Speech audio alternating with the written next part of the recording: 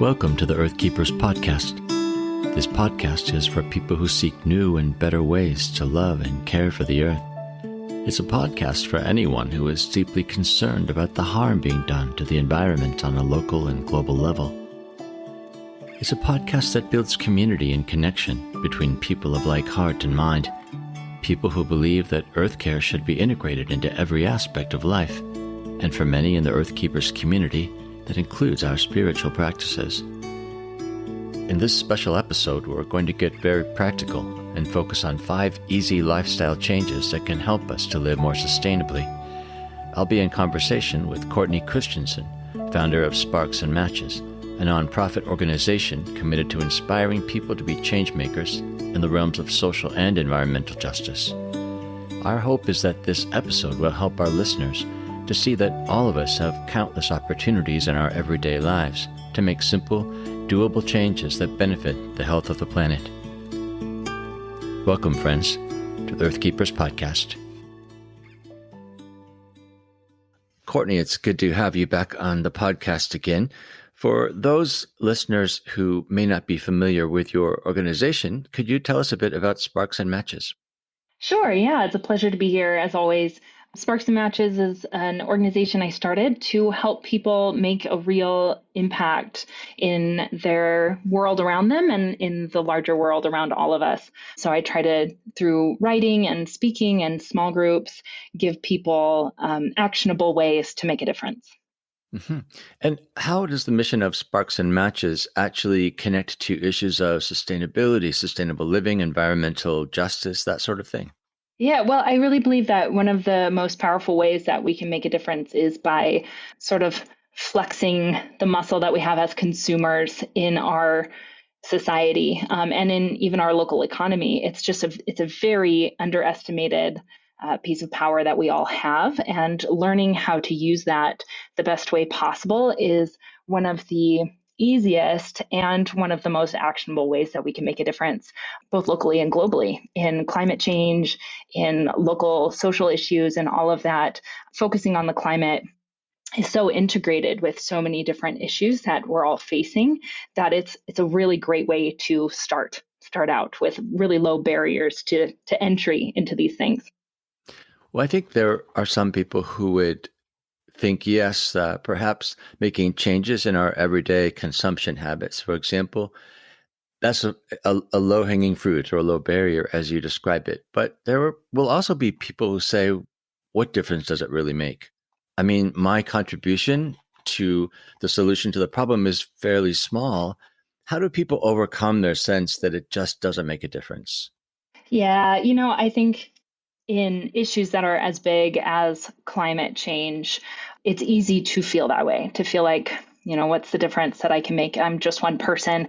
But the truth of the matter is that we're all just one person, and that our individual actions do contribute to the change in global systems. And especially as consumers, the systems respond to our behavior. So yes, you're just one person, but every purchase you make is tracked, and big corporations that are driving some of these injustices and driving some of the waste practices and things like that respond really quickly to changes in consumer behavior. And so, yes, we're just one person, but we can really create ripples within our sphere of influence and within all of our consumer behavior that can make real systemic change. And we can demand that. And we really do have an underestimated power to demand and create change.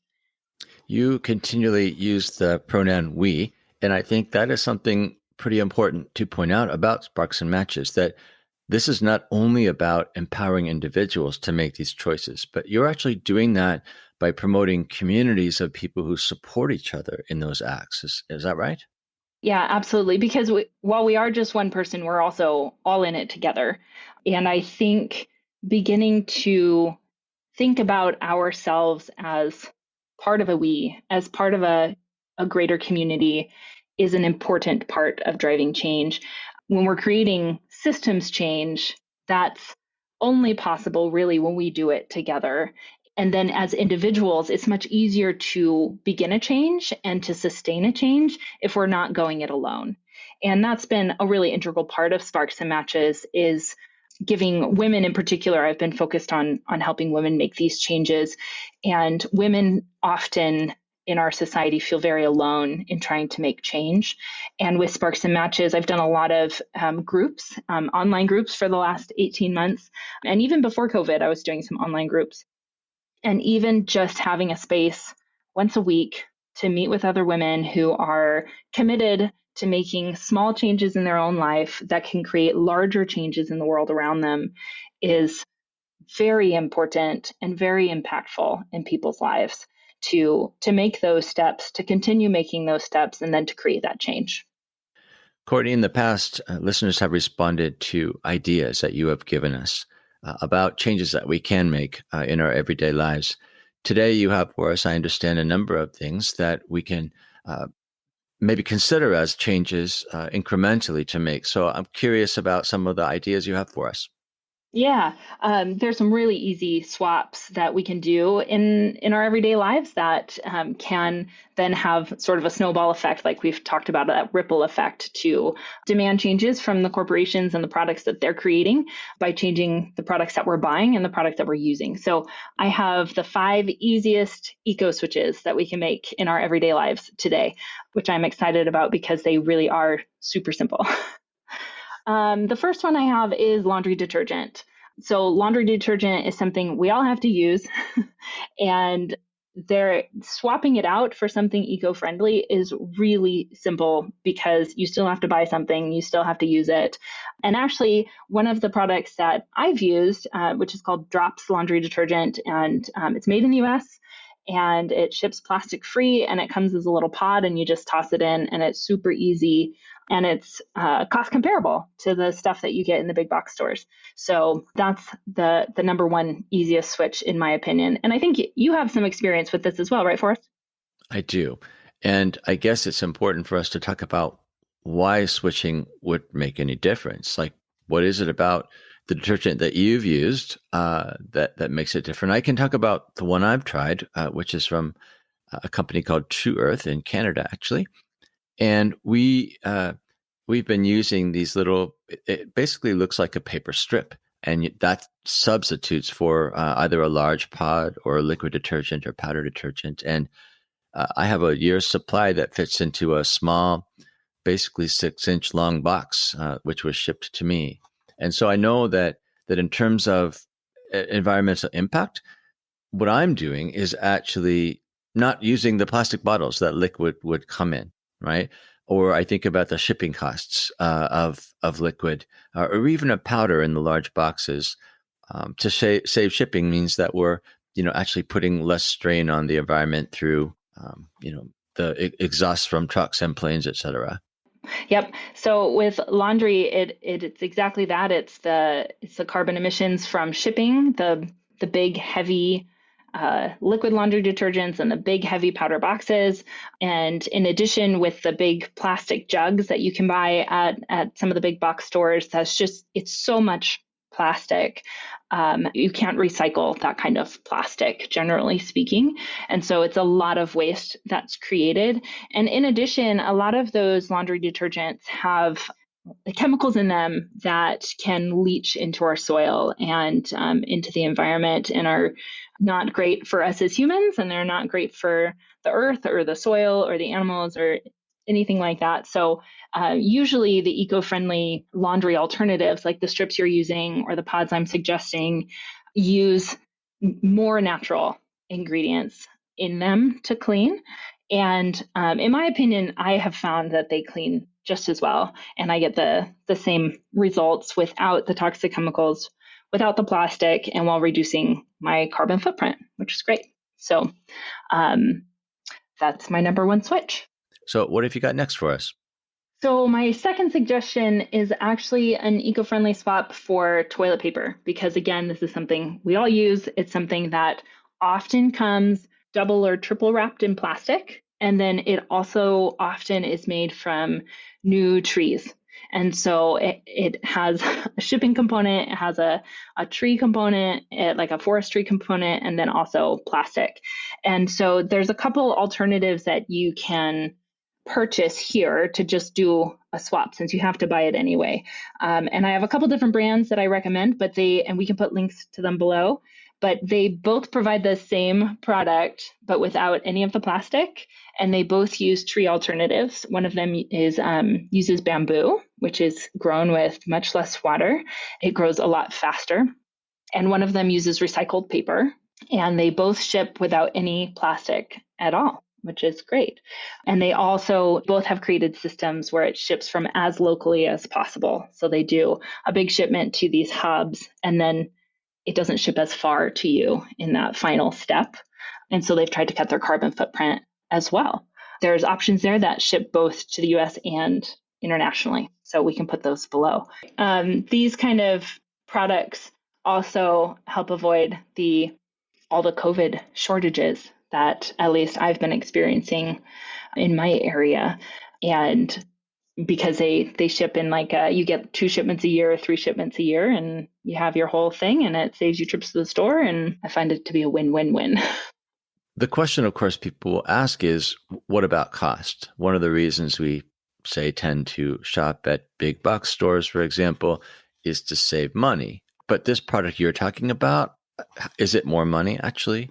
It is slightly more money, but not a huge amount different. It's almost cost comparable, where if you bought one of the big packages for one of the big box stores, maybe you'd pay $17 or $18. In my location, these big boxes would ship for like $25. Yeah, and I think that it's important maybe to raise that issue that many of us actually prioritize cost savings as the highest priority, when in fact, that's probably not the highest priority in terms of our real values. Yeah, I think there needs to be an update in how we think about pricing and cost in general to consider the cost of the impact that it's having on the world around us, because there's actually been a growing movement to ask corporations to price their products by including the impact on the environment. And if we did that, the cost of those products in the big box stores would be comparable or probably even more than these eco-friendly alternatives. And I do want to acknowledge that some people are not able to make these switches if it costs more money. Just some people just don't have it in their budget. And I don't want there to be guilt or shame around that. But I think for those of us who can afford an extra $8 to $10 for 3 months worth of product like this, it's a worthwhile investment in both disrupting those systems that are creating these products with this negative impact and demanding something better. So I agree, it's a worthwhile investment for those of us who can make it. Yeah, absolutely. And so what have you got for us next? So my third one is a replacement for paper towels. And this one, I actually occasionally get some pushback about this one because so many of us are very dependent on paper towels, and we have a really hard time imagining not using paper products like this. And this was actually something my husband was very hesitant to embrace, but I just went for it. I just stopped buying paper towels. And I saw these products online that were these cotton flannel, I think they're called unpaper towels. But I happened to have a sheet set that had just ripped. My kids were playing with it outside, having a picnic, and they had ripped a big hole in it. And I thought, well, that's the same fabric. And if I just cut it up, that's the same thing. And so I cut those up and made 35 unpaper towels, these little cotton flannel sheets, and they work perfectly in as a replacement for paper towels. And I just use them and I throw them straight into the washer, and then they get washed the next time I run a load. And I have one roll of paper towel hidden under the sink for really messy stuff that I just don't want to wash. But I have found that will last me 6 months now. And It was cheap, it's simple, and you can even, because they're flannel, they'll stick to each other, you can wrap them around one of those paper towel dispensers too and pull them off one at a time, just like a paper towel. And so I found that to be a much simpler switch than I thought. And my family got used to it really quickly. Now, you actually took the time to put a hem around them. Is that correct? Like finish off the edges?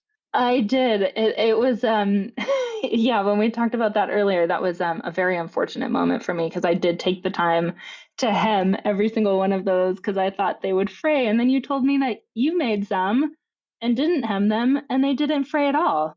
Well, I've since actually examined them more closely, and they are certainly fraying on the edges. So I think my choice was more about not having any idea how to put that edge on the cloths, but I think yours is a good idea. I think they would last longer, right? And they certainly look nicer. They've done really well. They don't look nice for long, I will admit that.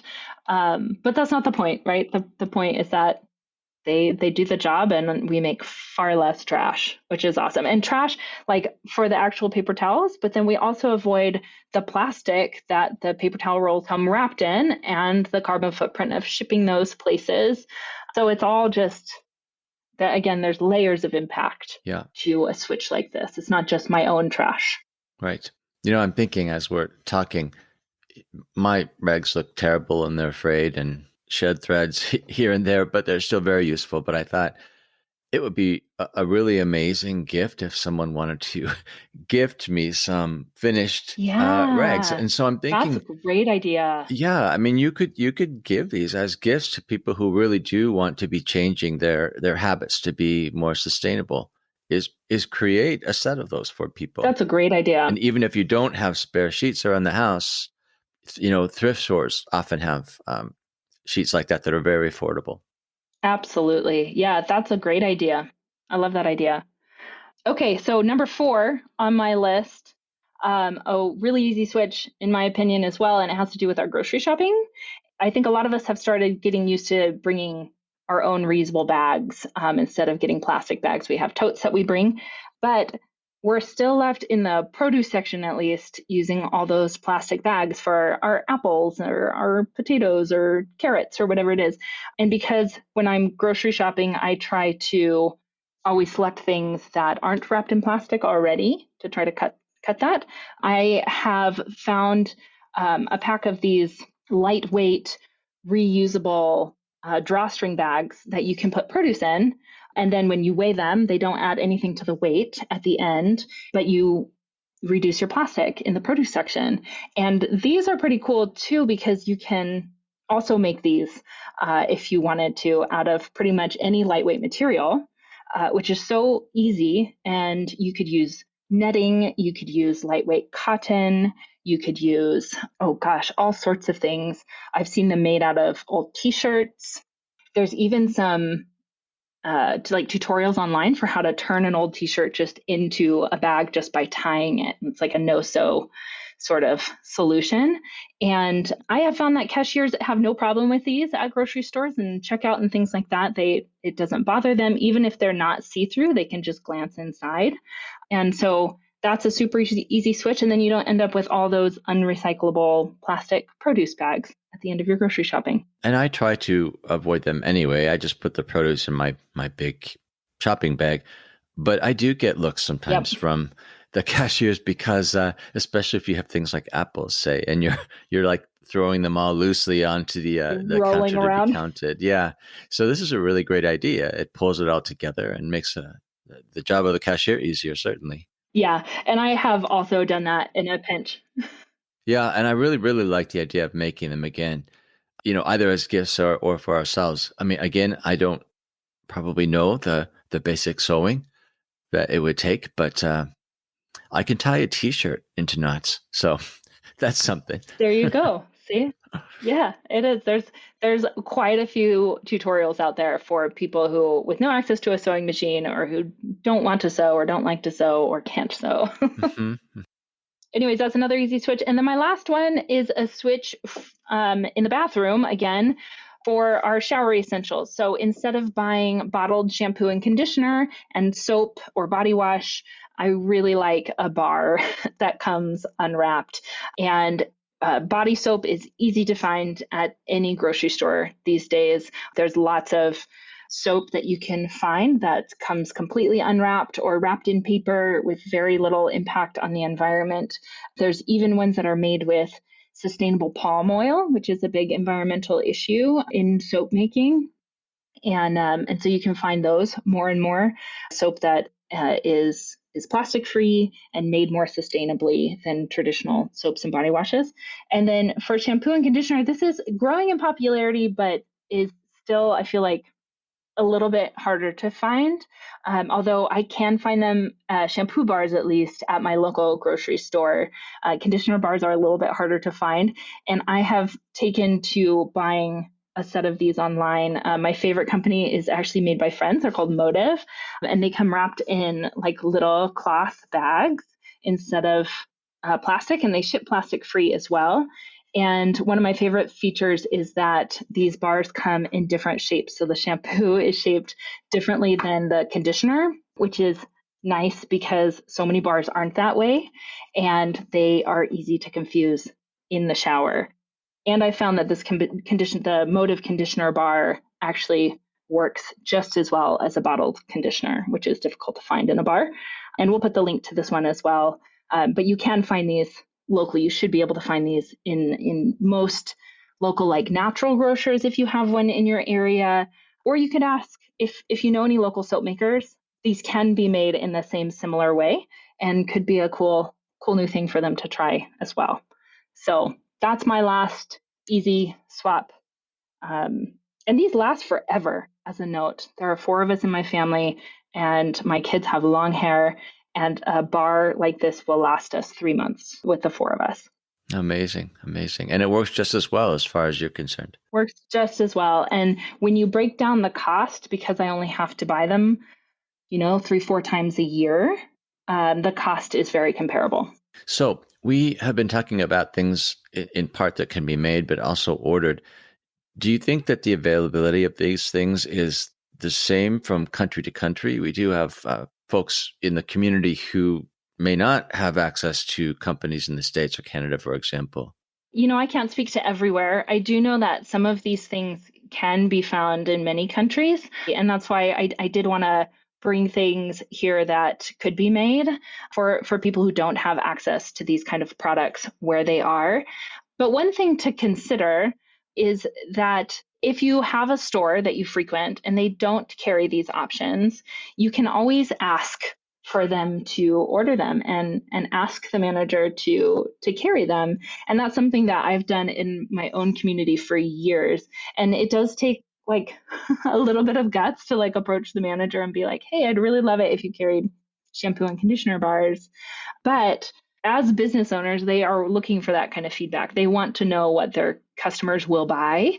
And by asking these things, we will make them more prevalent in our communities and make them more available to other people who might be looking for them but haven't asked. And so that is one thing, because a lot of these companies do ship internationally, but some of them don't. And so making your own or requesting your shop to get it in are all good options to kind of help push us in the right direction as a global community. And speaking of community, I would imagine that if you were to, say, present a request to a local store to order a product, but you had a letter that was signed by a dozen, maybe 20 people, that would have more power persuasively. Yeah. And I think it would perhaps make it less of a risk for the store to order those things, because they know that they probably have some people who would absolutely buy the product they're ordering. Yeah, absolutely. That's a really great idea. I love that idea. I do know, so my family and I spent some time in Panama this year. And when we were down there, the little grocery that we went to in the closest little town, a bunch of people in the community where we had lived had asked the manager of the store to order some of the products that they really needed. And she was happy to oblige. And there was all sorts of things that this community then supported her and bought those things from her. And as a collective, they were able to request it and then follow up and make sure that that investment by that store manager was worth it for her. So I have seen these things work, which is great. I love that idea. Yeah. You used the word investment just now. It crosses my mind that some of these products, because they're fairly simple to make from available materials, could also be even the basis of a small community business or a social enterprise to start up something to actually create these, or to help local community members to start a business. There are plenty of people, I think, who would find that really appealing. Yeah, absolutely. I love that idea too. That's a great idea. Especially some of these easy ones like the paper towels and the Right. produce bags. Like just super easy to do. Yeah. Well, we solicited folks for questions that they might have to bring to you. So I do have a few, and this is from Anne Elise, and she writes, "Is there a way to compost my scrap food while living in an apartment?" How does she meet that challenge? I love that she cares. And composting can be a challenge, but food waste is such a huge contributor to greenhouse gas emissions and thus climate change. And there are ways to do this. So I have seen a rise in countertop compost machines, but also just depending on where she's at and what neighborhood she's in, there could be other options as well. So some neighborhoods have like green bins for yard waste. And a lot of them will let you put food waste into the yard waste bin. And if her apartment complex doesn't have one of those already, you had suggested at one point that maybe all the people living in the apartment complex go in together and pay for the monthly fee for that yard waste bin. And then they can all compost together, which is great because it's not just her, it's all of her neighbors as well. And it makes it more communal and it makes it a bigger effort. Again, she wouldn't be alone, right? I know that people have tried worm bins, but worm bins essentially are these kind of layered boxes that you put the compost into, and the worms compost it by eating it and processing it more naturally. And then you end up with both a liquid and a solid fertilizer, which is really helpful for plants. It can take up a bit of space, and they really ought to be probably outside. So you have to have some outdoor space because if it gets too warm, it wouldn't be healthy for the worms, and that process might not happen. But since we've talked about that, I've also been talking to neighbors who have really arranged with their local community garden to actually bring the waste to a compost pile that the people there established, which I thought was a great idea. In fact, they didn't have a communal compost pile until my neighbors approached them. They lived in an apartment. They didn't have a place for their waste, but they just started to collect that then in a bin, which they kept just outside their door. But you can keep that in an apartment, certainly. And then about once a week, they take it to the compost pile and help the garden that way. So multiple solutions here. They all take a little bit of effort, but I think totally worth it. When I started putting my food waste in my yard waste bin, I found that I also made way less trash. Like I had to take my trash out less because your trash doesn't start to smell and it doesn't fill up as quickly. And so you can leave it for a lot longer. And we cut our trash bag waste down quite a bit. Well, here's another question from Linda Van Vorst. She asks, are paper plates really worse for the environment than doing dishes in the dishwasher? This is a good question because I think we've all wondered this at one point or another about things. And so I had to give this some thought. But I think when you consider that a paper plate is more than just the waste of that single paper plate, and you add up its whole life and the waste that went into creating it, into shipping it, into packaging it, into shipping it again, all of these things add up to a much greater footprint than washing a dish in a dishwasher, which most dishwashers these days are extremely water efficient. And I had read something about, I had to buy a new dishwasher like 3-4 years ago. And one of the little tidbits in it about its energy efficiency was that with only 8 dishes, it was still more efficient to run the dishwasher than to wash those 8 dishes by hand. So they're super water efficient, doesn't create any waste. There's no real carbon footprint of, after the initial one of buying the plate. So I don't know. Do you see it differently? Well, not differently, but I sort of have a different motivation. There are times, maybe a couple of times a month, where I have a lot of people over and I get the motivation to buy paper plates. It's a lot of work to do a lot of dishes. And it also assumes you have enough dishes for that many people. Let's say it's a group of 20 people coming or a family gathering. Sometimes it just doesn't make sense, I guess, to think about using dishes or borrowing dishes if you can do it so much more easily with paper plates. But I thought about that and realized that for me, the big barrier was, in fact, the fact that I didn't have enough dishes, but I actually didn't want people using my everyday dishes because we were often outside and roaming around the backyard. And I lost a few dishes that way. So I ended up going to Goodwill, actually, which is our local thrift store, and finding these amazing deals on plates and cups and saucers, etc. But gradually over time, watched for things going on sale, kind of mixed and matched, but stuck to a basic color palette. And I've collected this bin really of dishes for parties that we mostly use for outdoor events, but I have plenty of dishes for all. And if someone breaks one, it does not matter. It probably cost me 25 cents. That's fantastic. I've done something similar because we host a lot as well, and so I have this whole stack that I keep in a back closet, and I do the same thing with wine glasses because I've broken so many of them over the year, and now when someone breaks one, it's like not a big deal at all. It's like, well, it was 50 cents, and then they don't feel bad. And I will tell you that I switched over to buying again from thrift stores wine glasses that were stemless, the sort of goblets that just sit on the table, because those are so much less breakable. One other thing about using real plates versus paper plates, especially when you have large gatherings. I don't know if you've found this, Forrest, but I've found that when I do this, people ask me about it every time. Like, oh my gosh, you're using real plates. Oh, why would you do that? And isn't that so many dishes? And it really is a question because disposable flatware has become the norm for gatherings like this. And so it is an opportunity as well to kind of normalize this other way of doing things, of saying, oh, I like this better. It's a better experience. And then I don't create waste and I just throw them all in the dishwasher afterwards. And it takes the same amount of time. Like it's really not a big deal.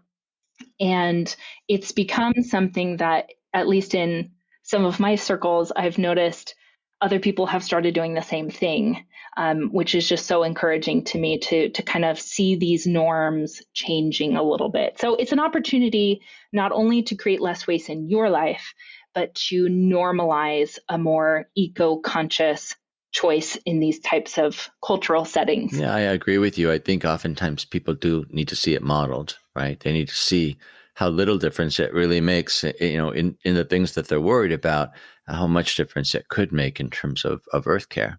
Yeah. Yeah. Well, we have another question by Kellen Sue, and she writes, we aren't ready to go meatless, but I hate the waste from the meat section. The foam tray things and the plastic wrap that comes with chicken thighs, for example, or ground beef. What to do about that, she says. Yeah. So I like this one because it's so specific and so practical. And I know that in different countries, there are different experiences for buying meat, but in general, buying meat can be pretty waste heavy. And so in my local grocery store where I live, it's like what Kellen describes. It's foam trays, it's wrapped in plastic. If you buy it over the counter, they will use like butcher paper, but they put it in plastic first and then wrap it in butcher paper. So it still creates quite a bit of plastic waste. And so one of the ways that I've gotten around this was, again, by talking to the people who work there and just asking if they would be open to doing it differently. And so I asked them if I could bring my own glass containers and if they could weigh that and then add the meat and use my lid and put the sticker on top of the lid of my glass Tupperware type dish. And they were like, oh, yeah, no problem. And in doing that, it's now a waste-free way to buy meat, which is great. And I think most places would probably be open to that if you asked, because it's all the same of like weighing the the container that it's going to be put in, and then adding the meat and then charging you for the weight. So I think that's an easy way. You just have to like get up the gumption to ask. And that can feel really weird. But I think once it's done, again, it starts to change norms. It starts to let the store know that this is a concern of people's, and maybe they'll come up with solutions, or maybe it will be just become more normalized to do things this way. I suppose too that there will be managers or people in the meat department who will say no. Perhaps they have concerns that they're coming up against perhaps health regulations and such. But we can also vote with our feet. We can find a local butcher nearby. We can go to the meat department of another store. So there is that consumer power as well. Yeah, absolutely. And I feel like in the States, I know this is very normal in other parts of the world to have butcher shops and meat shops that are specialty and sell local meat and stuff like that. But I feel like this is a rising trend again in the States, where local butcher shops and local meat shops are popping up more and more. So that would be something to consider asking or doing some research, some digging into your area. And I love it that these are actually so doable. I mean, no matter where you are in the world, some of these solutions are going to work. Some of them have to do with creative thinking. Some of them have to do with mobilizing community. But I don't think these are really out of the reach of your average person in terms of choices to make. I think that starting small is the only way to start. It's the only sustainable way to start. And so I really encourage everyone to make these small changes, like whichever one feels the most accessible. Just start there and then see where you go from there. And I think you'll find once you do one, the next one's a lot easier. We've been discussing practical earthkeeping with Courtney Christenson of Sparks&Matches. For a list of the ideas presented in this podcast and for links to online resources and product information, please check out our show notes on the Earthkeepers podcast at circlewood.online/earthkeepers. There you'll find many options for making simple lifestyle changes. Now, for some, that might feel a bit overwhelming to see so many possible actions to take. We think the best approach to becoming better Earthkeepers is an incremental one. For that reason, we encourage you to choose just one of these life hacks for greener living and to put it into practice starting this week. If you're interested in being part of a drawing for a free copy of Ray Simpson's book, Brendan's Return Voyage, tell us about the change you made and how it has impacted your thinking about everyday earth care. All you need to do is go to the Earthkeepers podcast website and use the voice message app to tell us about the lifestyle change that you opted to make. The winners of the drawing will be announced in the next podcast episode. Finally, if you appreciate this podcast and want to help us expand its global reach, please show your support by subscribing. Just go to whatever platform you listen to podcasts on and hit the subscribe or follow button for the Earthkeepers podcast. Earthkeepers podcast explores ways in which we can change ourselves, our communities, and our cultures to help us to care for the earth in holistic and regenerative ways. Through curated conversations, we highlight the wisdom of thought leaders and change agents who are making a difference and showing us a way forward. When Earthkeepers stand together, they amplify the impact of their resistance against environmental injustice and multiply their efforts for renewal and restoration. I am Forrest Inslee, your podcast host. Our executive producer is James Amadon. Our producer is Dave Olfers. Forrest Reed is our editor and the creator of our original music. Our research assistant is Rochelle Nordman, and Jessalyn Megerly is our social media director.